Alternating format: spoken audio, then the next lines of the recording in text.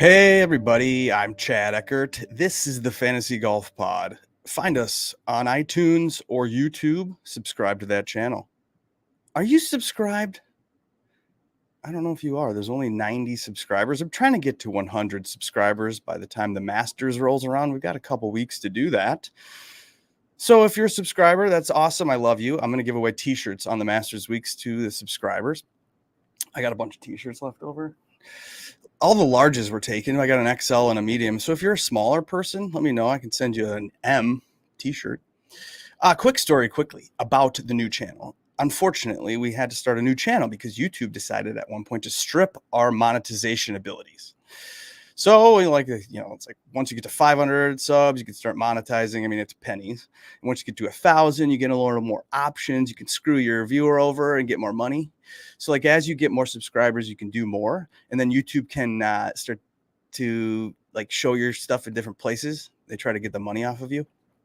The PGA Tour for a while, they let me on the old channel post the videos that I recorded with my phone. It went viral a little bit on Twitter. So then I thought, oh yeah, maybe I should put these on YouTube and monetize them. So we did that. And then after a little while, PGA Tour was like, no, I want that money. That Patrick Reed viral video, that's ours, which is fine because it's theirs. No big deal. So, which is whatever. I figured out like, okay, they can't copyright the interviews. So then I went after the interviews, try to get those to go viral, certain stuff that they can't copyright, like the Masters doesn't care. So I put a Billy Horschel falling down a hill. And that didn't get copyrighted, so I'm able to make measly dollars off these things over the course of time. It was great. The problem, though, when you do that is that YouTube stops suggesting the pod in the right places. They start suggesting the pod in like different viral video, searches. So it's like, well, nobody's looking for the actual idiots talking about the DraftKings pricing when they're looking for, a Patrick Reed, a Bryson or something doing funny things. I don't know. So we didn't get any, we kind of stalled in our growth of the pod because of this. But then at the same time, it was a fair trade-off, and it was cool because then we were able to get thousands of dollars from these viral videos. And we weren't making thousands of dollars. We were making hundreds or tens of dollars with the pod. So we're like, okay, cool trade-off. Let's just be the viral channel. However, what happened was one day we woke up and YouTube said, F you, we're not allowing you to put ads on any videos. I'm like, oh, okay. What does that mean? Well, so we can't even post our own video and put an ad on that. Or like I would go and make content at golf courses, or I went to like PGA Superstore one time right before Christmas. And, it's measly dollars, like maybe 10 or 15 bucks I get off of like a couple thousand views or something like that. So I was no longer able to do that on our old channel. Okay, great. Okay, whatever. So then we're like, now we're not able to monetize at all. We're not getting suggested in the right places. I think we need a new channel. So that's why we started the new channel, and it has 92 subscribers at this point. We've been doing this 6 years. It's hard to transition a channel too, because like I had to make the new channel a different name than the old channel and wait for that. And I changed both, so like, and then as the summer went on, we were like, okay, well, now we need subscribers. So I really do want you to subscribe to the new channel. It's very helpful. It really doesn't matter because I'm not trying to make like money off of monetizing the pod, for example, but it's just like a confidence thing. I may have been a little dramatic in my declaration that I was going to quit podcasting if we didn't get 100 subscribers, because that seems really ridiculous in hindsight. And when I heard Darbo say like, oh, that's sad, Chad's sad on his pod last night, I was like, oh God, I got to correct that. But so regardless, new channel, new fun, same thing.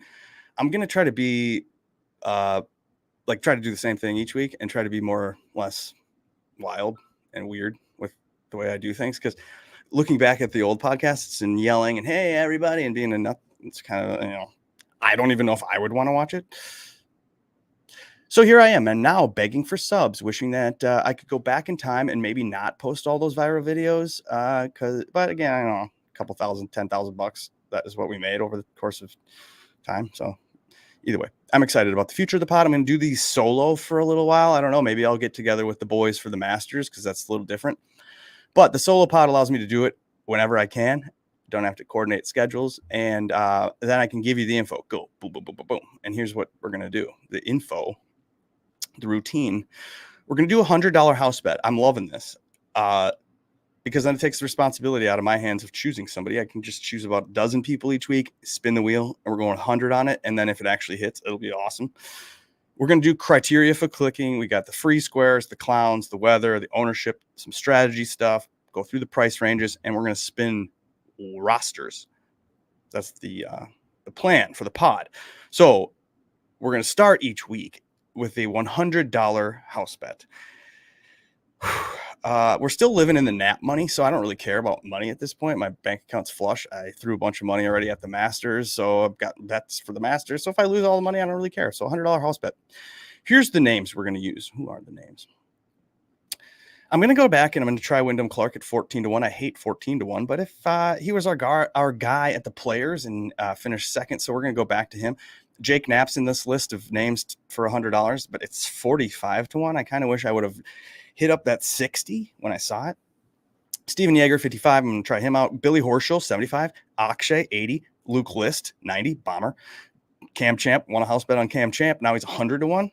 Let's get that. I think I did the same. I think it was 125-1 when I hit a house bet when I was on Brian Kirshner's Tap and Birdie. Taylor Montgomery, I'm going to try him out again this week. We tried him last week. Better than Daniel Berger, but not great. I'm a Thomas Dietrich truther, potentially.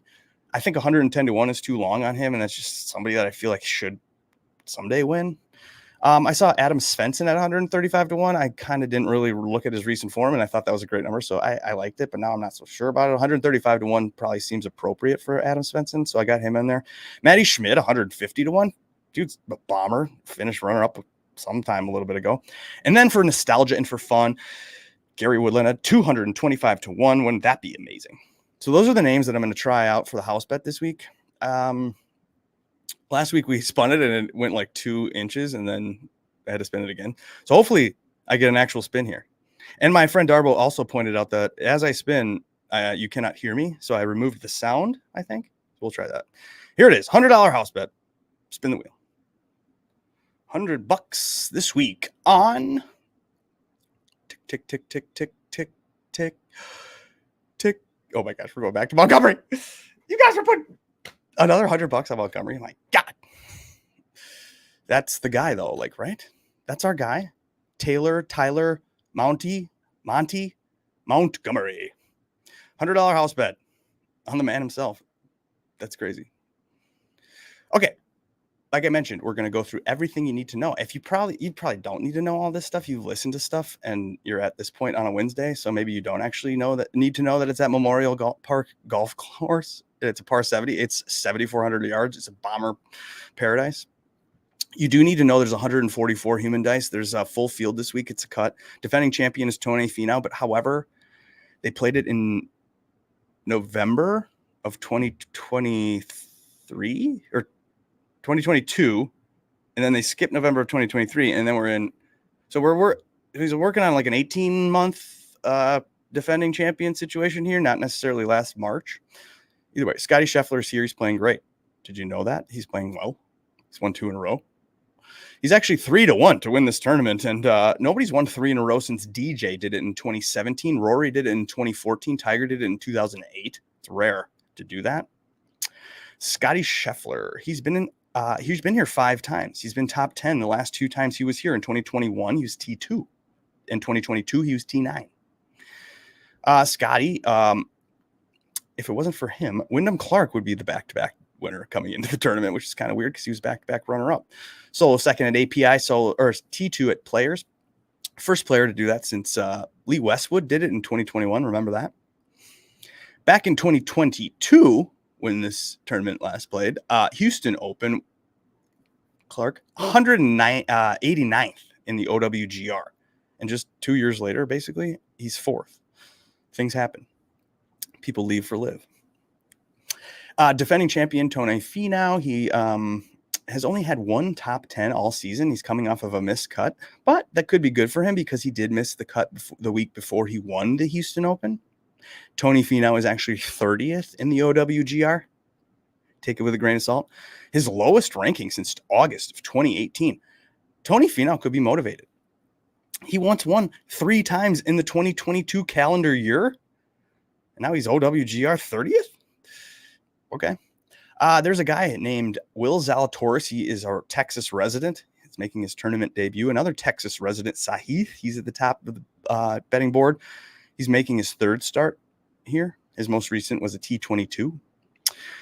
Thigala's doing great this season. He's had a bunch of top finishes. He's actually coming off of 2 top 10s. He was 6th at the API and 9th at the Players. Back-to-back top 10 since April of last year when he was 9th at the Masters, and he followed that with a 5th at the RBC Heritage. So Thigala, he's a guy. Scotty and Xander lead the way with 6 top 10s in 2024, but Thigala has 4 himself.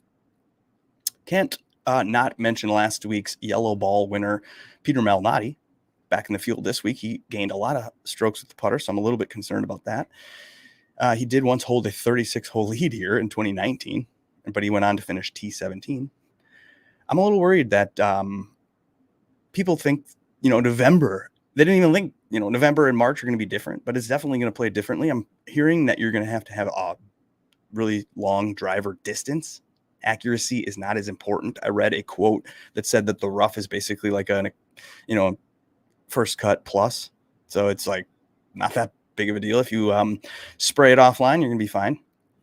However, statistically, I saw that Memorial Park has some of the longest rough proximity and, quote, toughest scrambling from rough on the tour. Maybe that'll just yield less birdies and people will have more par saves, but I don't know. However, you got to find it with the flat stick. That's how it is every week on the PGA Tour. It's a putting contest. It's hard to get away with it being a bad putter and win here, especially. So the leaderboard in the last few years, I'm told, has some strokes gained putting stats. I have a couple optimals for you. So we're looking at an optimal from BetSperts that includes Will Zalatoris, pairs it with Noren, Jaeger, and Gim, Akshay Bhatia, and a guy named Hayden Springer. Optimal on Data Golf will give you Scheffler. BetSperts doesn't have Scheffler. Scheffler on Data Golf is paired with Thigala, Taylor Moore, Akshay Bhatia. So Akshay appears in both of the optimals. And then Data Golf wants you to choose Carson, Young, and Lauer. Do you trust an optimal that doesn't have Scotty Scheffler? I don't. So I will be siding with the Data Golf people this week on the optimal. The free squares, you guys ready for some free squares? Scotty Scheffler and Sahith are the free squares at the top. Siwoo Kim is a free square. Okay. The AK range is the Jaeger and Knapp. Hughes is one that people are confident that's not going to screw. Mac Hughes, confidence in that. Taylor Moore. Oh, Joel Damon, LOL. He's a free square. Everybody's going back to Joel Damon. All right. Novak, free square. Obviously, it's 6,900 or something like that. What the heck? Bramlett's in the 6K range, and he's a bomber. He's a free square. Cam Champ's showing signs of life. That's when you click Champ. When he comes to a place, you can spray it. Schmid is also a bomber. Parker Cootie, somebody that people are clicking. Mac Messner. And what surprised me the most is that everyone thinks that Tyson Alexander is a free square. He's 6% owned. Can you imagine? I have tried Tyson Alexander. I'm a Gator fan for basketball. So then when there's a Gator guy like Horschel or this Tyson Alexander guy, I believe his father was the coach of the Florida Gator golf team. So a golf guy. Played well last year here. Again, I've tried him, and he's failed me many times. So go for it, 6%. Actually, the true free squares, I believe, a true free square is a low-owned, despite high projected, decent-priced guy, like 7K guy. So I think that the true free square this week is Akshay Bhatia. And it's weird to say that I think maybe Mark Hubbard is being overlooked, and that could be a free square. You could go down to Grayson Sigg. What? Fill your roster in with Mike Kim? End that. I do think that low 7K names that are getting too much love could turn into landmines. Like Joel Damon scares me. Taylor Moore, he's made a lot of cuts, but what does that mean? And then Andrew Novak, when is he going to become Andrew Novak again? That scares me. Clowns. Hey, clowns. We need a clown in your lineup. Come on. King Clowns. We've been choosing a designated clown, the biggest clown of the week. Last week was Hostler, and unfortunately he missed the cut. We missed out on the real biggest clown. I called him the ringleader. You know how the guy that's in charge of the circus is like the biggest circus guy, whatever. And that was Peter Malnati with a bucket hat and a yellow ball. We should have known he was going to win the Valspar, a paint company's tournament. So we could have gone with the clown Malnati. We missed it. But 2 weeks ago now in the players, we had Fitzpatrick was King Clown. He was 5th. A couple weeks before that, Brian Harmon, King Clown, finished top 20. Biggest clown of the week, actually, is in the 8K range. It's Patrick Rogers. That's your King Clown this week. You guys want Rogers? Of course you don't want $8,500 Patrick Rogers. But that's why he's the biggest clown. Maybe you could go to Billy Horschel. I have heard a couple people talk about how maybe you should use Billy Horschel, but he's always a clown. Do you see how he putts the ball? Olesen is now a clown. He's 7,900 and he's a clown. And Berger is definitely a clown after last week's tournament. Oh, okay. What do you need to know? You need to know the wind or the rain or the weather. This Thursday forecast, according to windfinder.com, I am not rich enough to afford paying for wind. And I've been told by pilots that this is good enough. That shows you that it's basically steady all day on Thursday from the start to the finish. You're going up to maybe 10 mile an hour in the morning as a max gust, and then you're also calm in the afternoon. So if you scroll to Friday and you notice that, what is this? The wind is heating up into the afternoon. You're getting 21 mile per hour gusts. That's scary. So if you're looking at this, you could potentially side with a AM Thursday tee time, which would give, the PM Thursday tee time, which give you an AM Friday tee time. And then you avoid trying to make the cut in this wind on Friday afternoon. That's what I'm going with. However, I do tweet this out and I get a shitload of impressions that makes me laugh. And I wonder, oh no, I've led sheep to slaughter most of the time because the weather shifts. And when I make rosters, I barely even look at where their tee times are. I will look at like the 7K guy I'm on the fence about. And if he's not in the wave I like, then yeah, I'll kick him off. But I barely use this. Again, I'm not very good at DraftKings. I'm a not expert. So maybe you should look at this and just stack the shit out of weather every week. Potentially. Oh my gosh, was I not presenting that screen? Well, that's fun. That's why, you need a producer. Maybe I wasn't presenting this screen, but maybe I was. I don't know. Either way. Hey, what else do you need to know? Ownership. The problem with ownership on a Wednesday morning is their projections. So that's sometimes leading people to make decisions that aren't going to be accurate. What else did I write down about this? How owned? Oh yeah, I did a poll. How owned will Scotty be? How owned will Scotty be? And I put 40 over under 42%. Right now, 56% of the people think he's going to be over 42%. So the majority of people are going to use Scotty, I think. So you're going to have like a 50% owned $13,000 Scotty coming off of back-to-back wins. The API and at the freaking players. How are we going to do this? How will he be bad? Either way, Scotty's on Data Golf as the best value and oh wait, hold on, remove this. 41.8%. So I used 42%, but then Data Golf got 41.8, and people think he's going to be more than that. The other names that are wanted here, I'll sort by ownership projections. Thigala's second most wanted. Like I said, Scheffler, Thigala, and you're on your own after that. Or you go back to Wyndham Clark. He's at 10.9 and he's at 18.9%. Siwoo Kim. People like that. 18.7% for Siwoo. Or Jason Day is getting chalk. I don't know about that. There are some websites out there that miscalculate the actual calculations around ownership. And so they produce it so that a roster spot is actually like $7,500 when in reality, they're $8,300. So those projections are based off of somebody leaving like thousands of dollars on the table, which does not happen ever. So you have to be very careful about your ownership projections and which site you use to get those.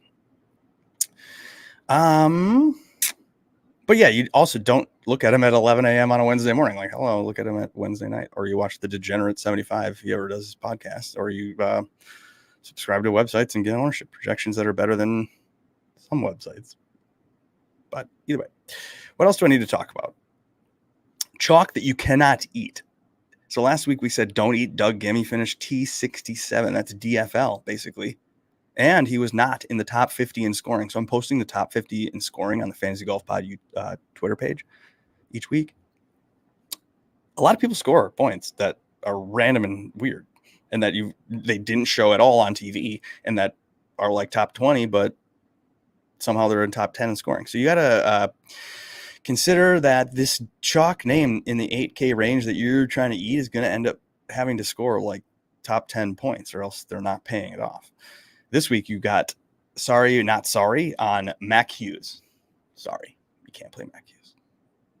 I don't think you can win a GPP with Mac Hughes in your lineup. I don't think you can win a GPP with Joel Damon in your lineup, even though I did that one time. I won a quarter arcade using Joel Damon. Either way, strategy for this week. I think you do, honestly, every single week want to target a ball striker.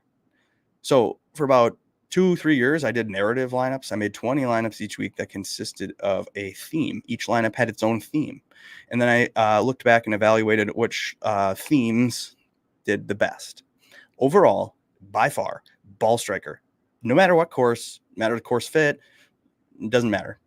If you're a ball striker, meaning you have great off the tee, stroking off the tee, or you're a good ball striking off the tee guy, like hitting the ball, striking it from your driver, and then your approach. So to AKA the more sticky stats in golf, off the tee and approach. Do that well, you're going to do well, especially when it's called a bomber paradise. Oh my God, it's so stupid because it's like, obviously drive it well and hit your irons close. You have more opportunity to score on DraftKings. That makes perfect sense. But also add in, are they playing decently recently? Because not only did the ball striker teams constantly bubble up to like the top 5 every week, the recent form guys, they ticked up too. So then if you combine those two together, I think you're going to have a good idea of what who to click. Recent form, though, how recent? Maybe like 5 to 7 events, 24 rounds. I see these people plugging in on their models, quote unquote, last 36 rounds, but then there's no date range either. So let's do like Adam Scott's last 36 rounds, or certain golfers' last 36 rounds include January of last year. So you got to be careful of your total strokes or total rounds. Maybe you have a cutoff of like 4 or 5, 6 months. I don't know. That's the strategy stuff. Okay, should we talk about the actual DraftKings board here? So, I wanted to share with you that I made a clown lineup. This clown lineup consists this week, because we're all clowns. It's weird how the clown lineup is just as good as the smartest lineup I can think of using my beer gut brain, so it's annoying. The clown lineup includes Tony Finau, go back to Hostler, and then you got King Clown Patrick Rogers. You got Thorbjorn. He's at $7,900. Why would you want him? He sucks. And then Cameron Davis is $7,700. Like somehow he's a clown, but I think he could actually show up out of the blue and win. Didn't he win the Rocket Mortgage, which is like a bomber's paradise? So you have Ryan Fox. I think he's a bomber. I'm not positive, but he's $7,200. Is not really known, so I think I include him as a clown.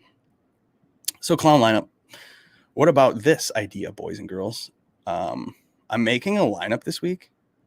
At the end of the pod, we've been making 3 lineups using the spin wheel and just letting fate decide.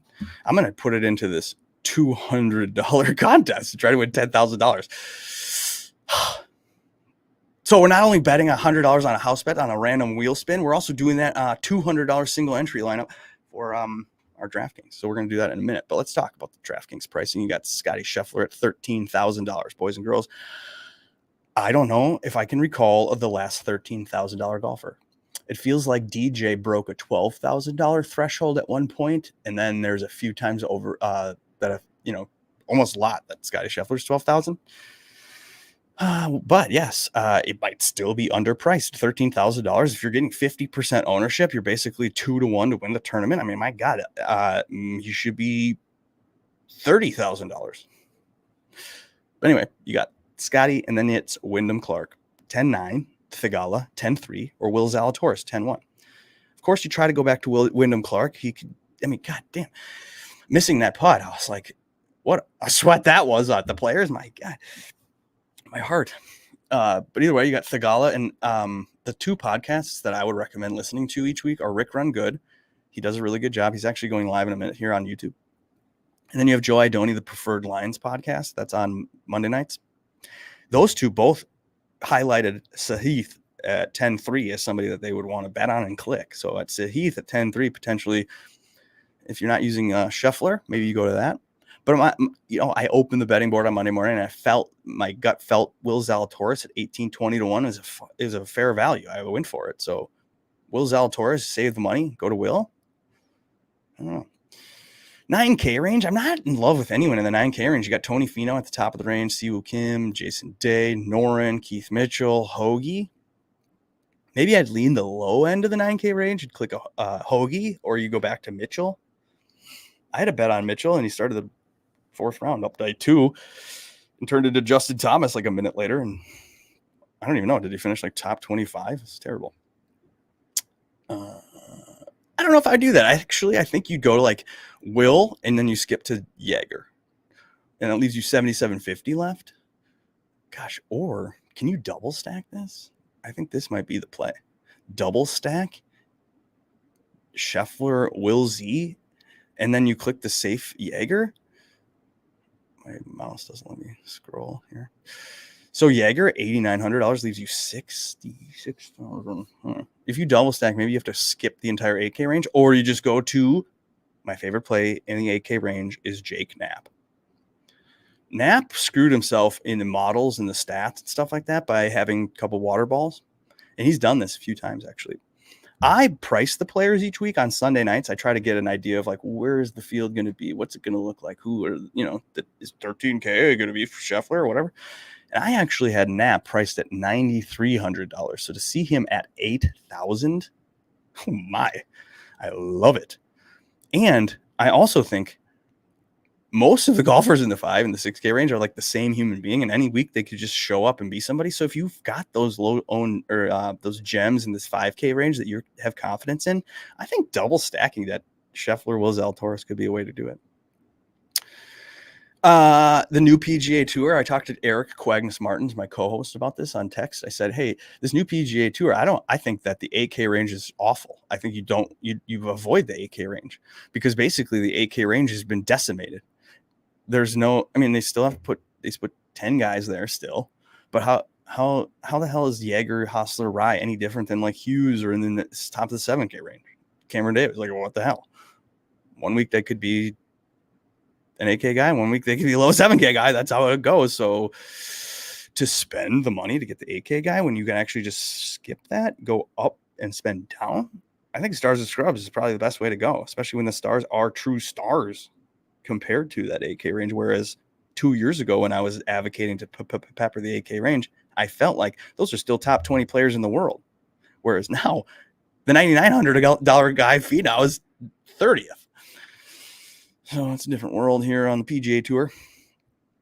So don't pepper the 8K range. Maybe skip it. Maybe pepper one guy. Do what Darbo says, 10, 9, 8, 7, 7, 6. Or now you go 10, 10, 8, 7, 6, 6. I don't know. We'll see what the wheel wants us to do at the end for our $200 single entry lineup. Maybe it'll want us to pepper the 7K range. Who's in the 7K range? Cameron Davis. Who else? Taylor Moore. Akshay was at both optimal. So we have done this now for a few weeks or months for where we've looked at the optimals.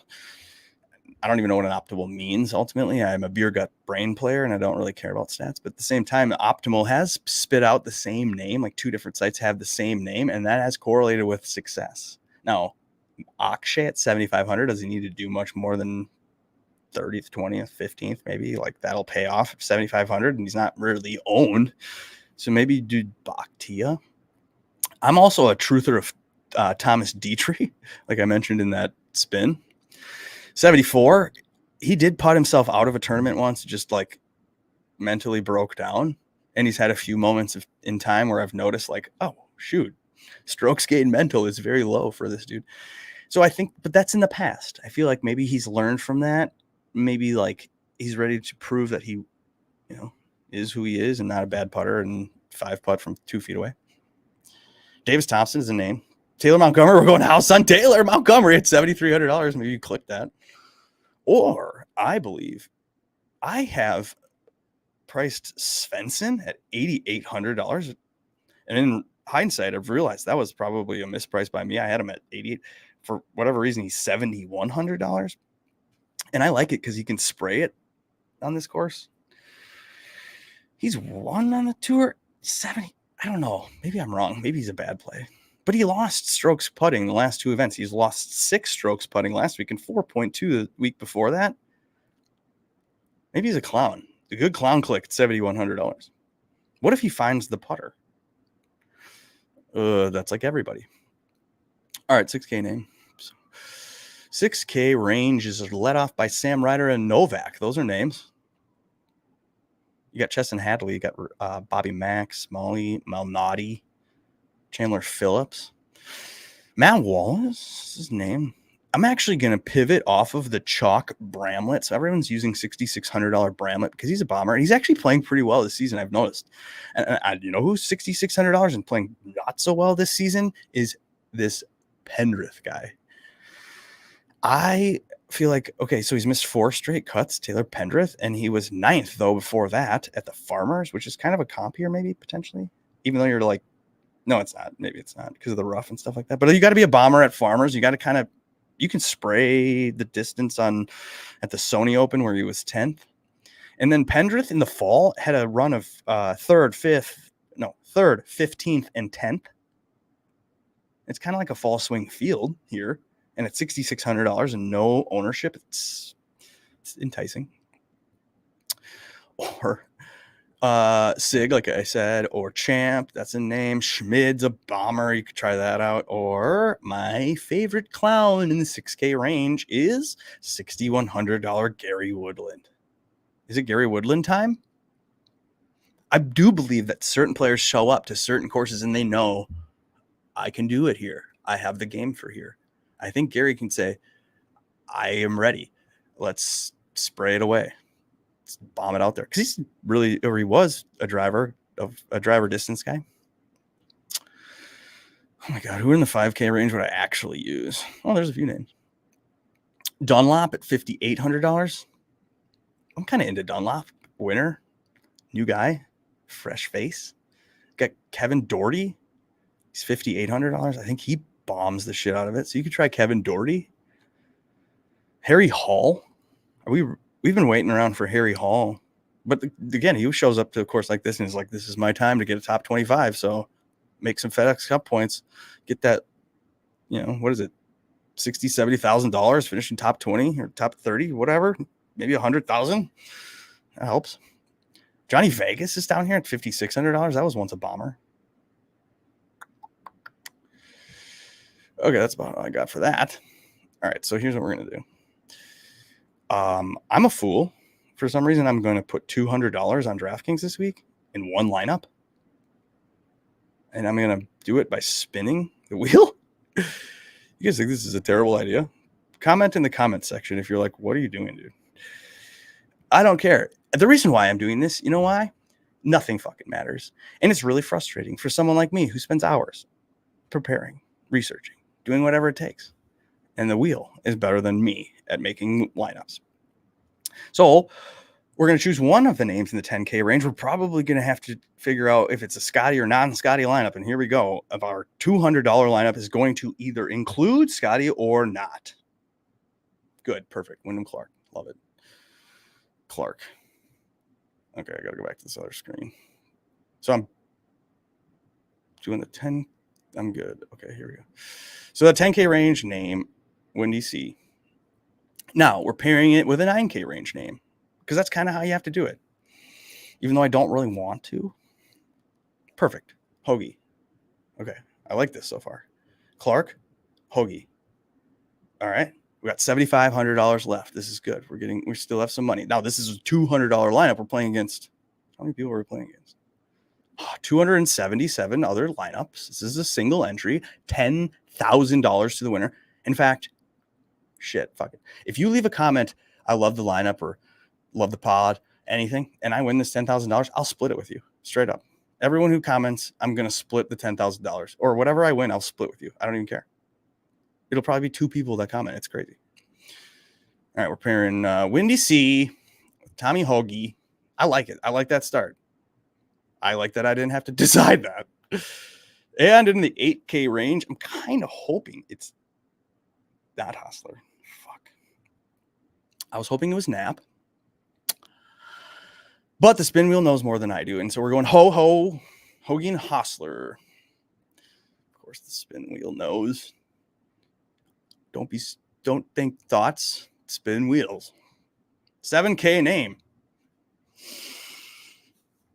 Akshay. No, Taylor Moore. Taylor Moore. We're gonna go to Taylor Moore at $7,600. It leaves us $6,900. So let's see what kind of 6K name this gets us. The $64 to $6,900 range for our $200 lineup. Cam Champ. Stevens. Oh my gosh, the guy that screwed everybody like a couple weeks ago. I'm really going to play Stevens in a $200 lineup for $6,400, and it leaves $7,400 for us for our final click. So we're going to go back to the 7K range. We're going to see if this works. What do we know? You're going to say this is a terrible lineup. Akshay? Oh no. I don't think we have enough money. We don't. Okay, good, because I don't want Stevens. So we're going to play Bactia. It's going to be a fake spin. And now we had a $6,300 guy that we need to play. Shoot. Are we flirting with destiny here, not switching the Stevens out? I think we are. I don't think we can play. I think we have to go to how we get a $7,400 guy. Are we going to Berger? Are you fucking kidding me? All right, whatever. Stevens, Berger. I mean, no one's going to have this lineup. This is crazy. $200 left on the table for this one. Are we that stupid? Well, we can't be any stupider than trying. I mean, that was the clown lineup. We can't be any stupider than trying ourselves. Here it is. Wyndham Clark, Tom Hoagie, Bo Hostler, Taylor Moore, Sam Stevens, Daniel Berger. 10,98776. Okay. All right. What else do I need to mention? Oh, I actually need to mention that our lineups are beating this expert cash guy on the internet. It was great. Last week, 2 out of the 3 lineups I made with the spin wheel and beat some expert's famous cash game lineup. I loved it. Okay, $100 house bet is on Taylor Montgomery. And thank you for watching, liking, and subscribing. We'll probably be back next week. Right? Valspar? And then, what's better? Do you want a pod earlier for the Masters, or do you just want it on Wednesdays? Because I think we would just want it on Wednesdays. Because don't you just want all the most relevant, quick, information that's summarized on Wednesday for you? So we'll just keep doing Wednesdays. All right, see you then. Come back, like and subscribe. Bye-bye.